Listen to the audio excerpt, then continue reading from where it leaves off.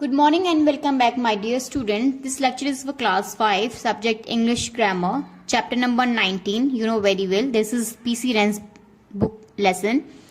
Lesson name is prepositions. Okay, today we are going to discuss prepositions. Lecture number 1 of your book PC Ren's, and today's topic is explanation of prepositions. Okay, so I am going to discuss prepositions with you. I hope that you will watch this lecture very carefully and you will do this exercise yourself instead of taking anybody's help. First of all, we should know the contents of the lesson. Contents of today's lesson: explanation of prepositions, in which I will explain you types of prepositions, how many types of prepositions are, and then you will get your homework. Only because this lesson is very small. Okay, it's not very lengthy. That's why I will be covering this lesson in short time. This is your lesson number 19, prepositions. Preposition, as from the name you can get to know better. Preposition means they will talk about, here we will talking about position. Position of what? Position of one object with respect to other object. Okay, like if I said this book is table. This book is table. Is it right or wrong? Absolutely, obviously it is wrong sentence because this book is not table. ये book table नहीं है. This book is on the table. So here the relationship, it is telling the relationship of table to the book. और table और book के बारे में जो relationship है वो preposition बताती है कि जो book है वो table के ऊपर है.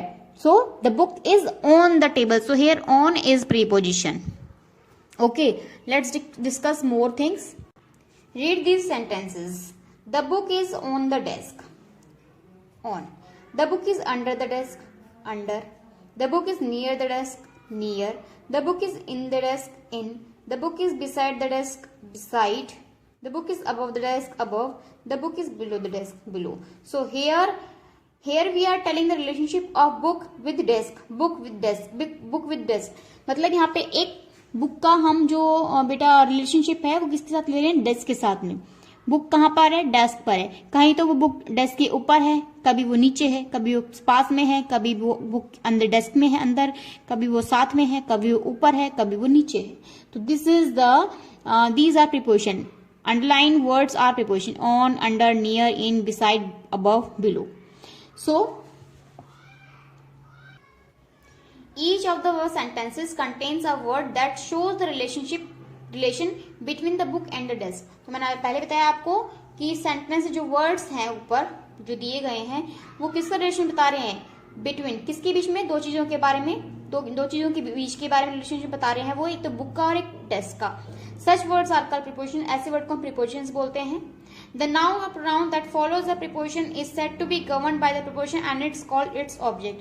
जो नाउन और प्रोनाउन जो एक प्रीपोजिशन को फॉलो करते हैं जिसके बाद में पहले प्रीपोजिशन आती है उसको हम बोलेंगे ऑब्जेक्ट. ओके, क्योंकि प्रीपोजिशन बेटा नाउन के साथ में यूज नहीं होती है, कभी कभी प्रोनाउन के साथ में भी यूज होती है. कैसे? Let's see down. Here few examples are given. Now you read these following sentences. He lives near us. वो हमारे पास में रहता है. Us is preposition, sorry, us is pronoun.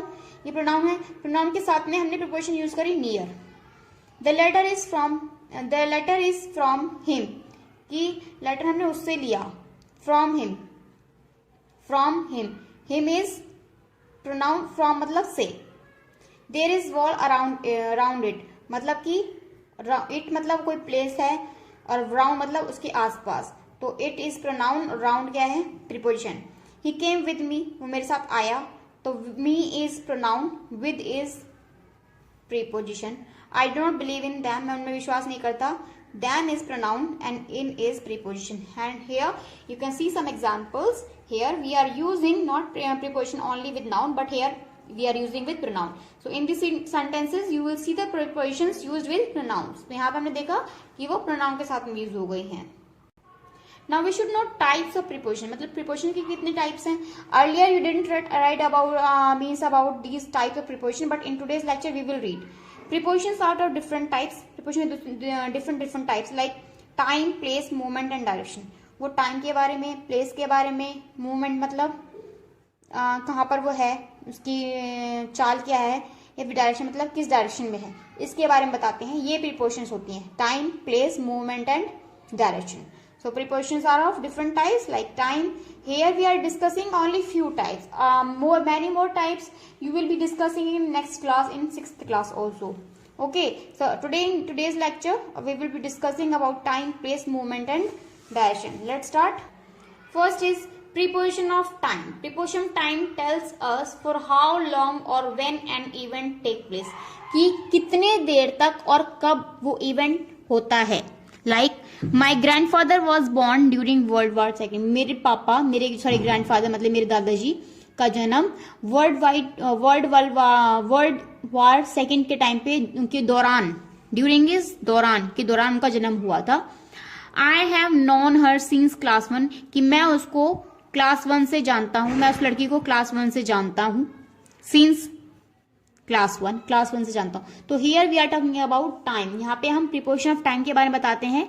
During, since, these are preposition of time. ऐसे ही अब preposition of place. Preposition of place tell us where the event takes place. कि event कहाँ होता है. Like the book is on the table. Book कहाँ है? Table पर है. The book is on the table. Book कहाँ है? टेबल पर है. So where the book is on the table.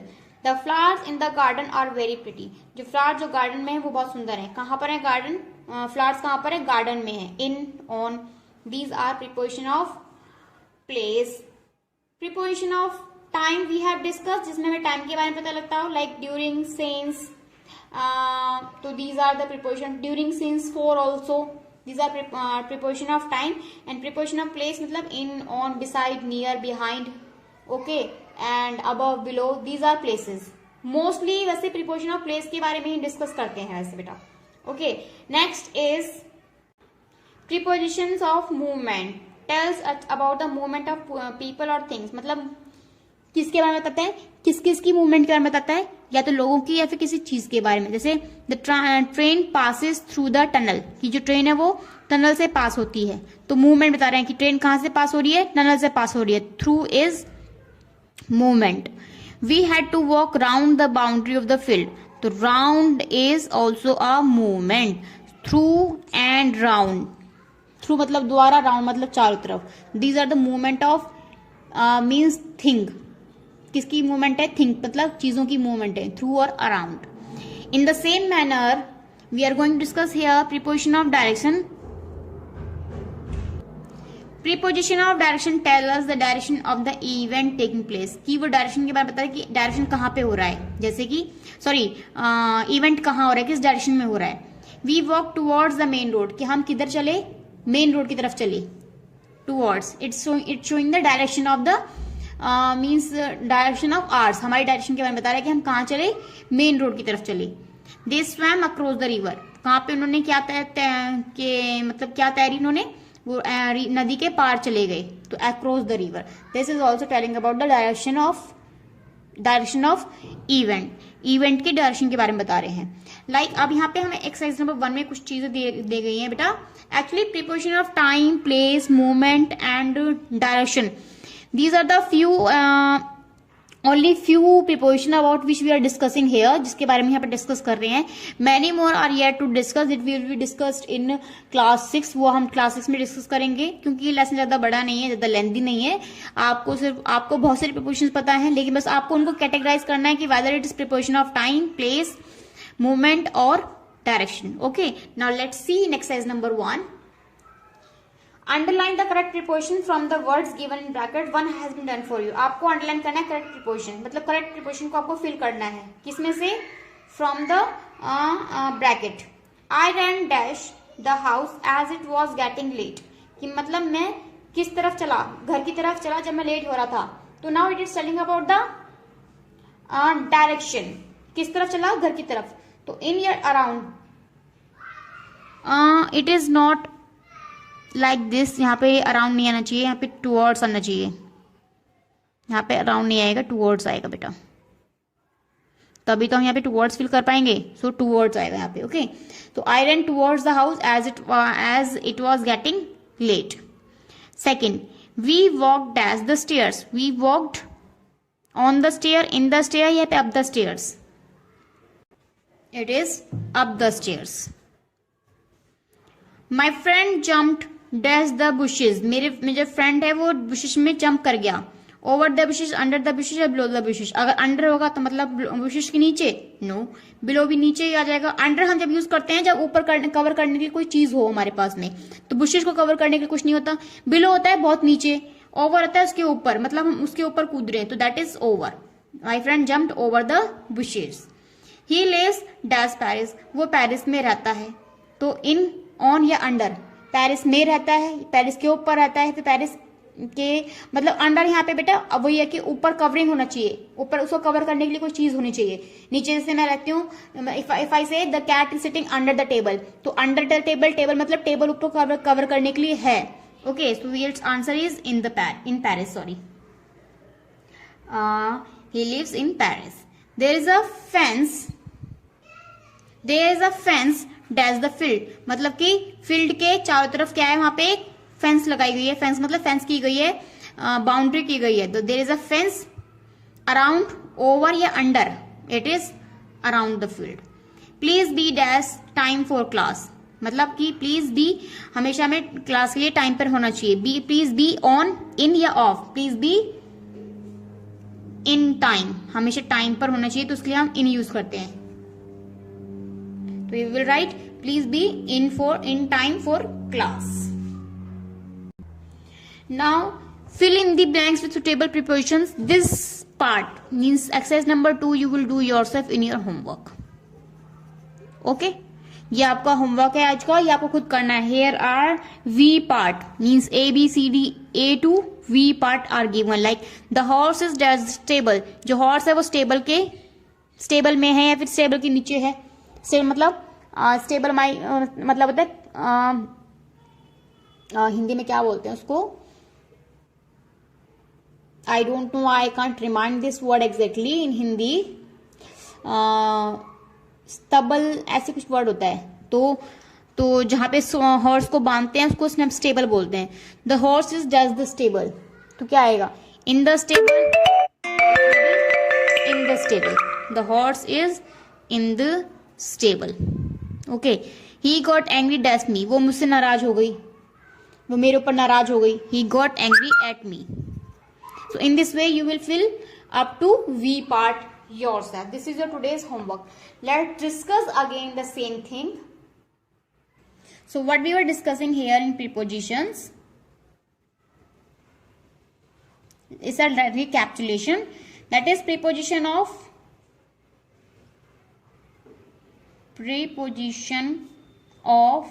time which tell about the time when an action takes place.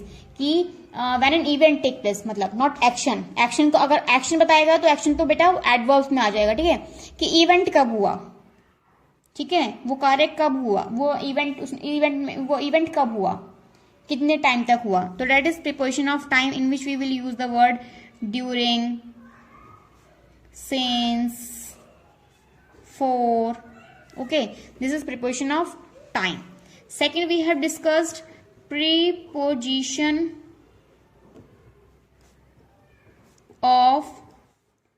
of place. Place means it tells where an event takes place, कि event कहाँ होता है. So here we will see many things like near, पास में, far, दूर, below, नीचे, above, ऊपर, ठीक है, in, में, on, under, below, beside, behind. So these are the word of preposition of place, जो place के बारे में बताते हैं. Okay, etc. Many more words are there that we have to discuss here.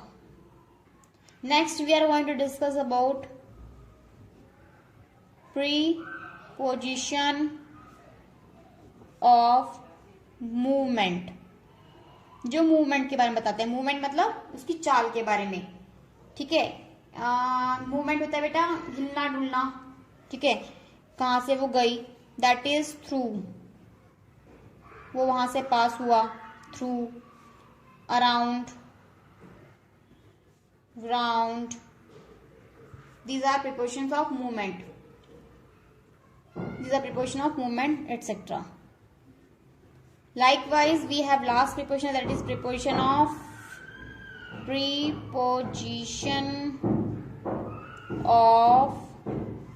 direction. Direction मतलब कौन सी दिशा में हुआ, दिशा, ठीक है. टुवर्ड्स कहते हैं ना, टुवर्ड्स हम दूसरी तरफ चले, टुवर्ड्स हो गया, अक्रॉस हो गया, that we have discussed earlier. तो इन ये वर्ड्स होंगे हमारे about the directions. So we have discussed about preposition of time, which tells about when an event takes place, कि event कहाँ हुआ है, during, since, for. Okay, preposition of place like near, far, above, on, behind, beside. Preposition of movement like through, around, round, etc. And preposition of direction like towards, across. These are prepositions of directions. As we had discussed already, every preposition. So prepositions tells the relation of one noun to another noun, or one noun to another noun, or we can say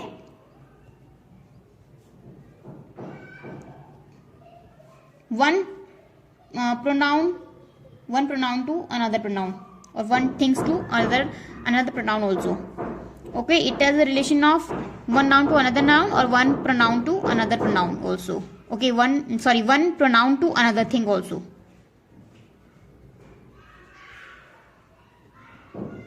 Okay, so it tells the relation of one thing to other thing. एक चीज का दूसरी चीज के साथ में relation बताता है, जैसे कि हमने यहाँ पे ऑलरेडी देख भी लिया था. द नाउन और pronoun that follows a preposition is said to be governed by preposition and it's called its object. Main thing इसमें क्या होती है, ऑब्जेक्ट होता है. ऑब्जेक्ट के बारे में हम ऑब्जेक्ट के बारे में बताते हैं, ठीक है, कि नाउन और प्रोनाउन जिस भी प्रीपोजिशन को फॉलो कर रहे हैं वो उसका ऑब्जेक्ट होता है. ठीक है, जैसे हमने ऑलरेडी डिस्कस कर लिया था, he lives near us. He lives near us. तो यहाँ पे जो अस था वो प्रोनाउन था और नियर जो था वो प्रीपोजिशन था. तो प्रीपोजिशन यहाँ पे ये बताता है कि एक वर्ड का दूसरे प्रोनाउन के साथ में भी रिलेशनशिप बताता है. Okay, so these things we had discussed already. Now today's homework is do exercise 2 given on page number 93 in PC Rans book of prepositions. Okay, this you have to do.